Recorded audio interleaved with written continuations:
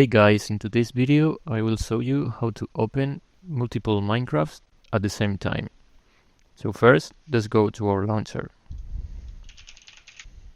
Now what we wanna do is go to our bottom left here on settings, and now we want to enable this option. Keep the launcher open while games are running. Let's just click on that, and now when we open a Minecraft, our launcher will stay open.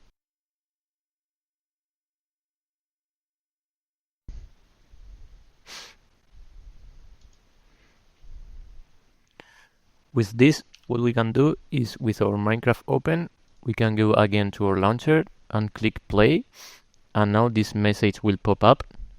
We just click on start anyway, and another Minecraft will just open. So that's everything for the video.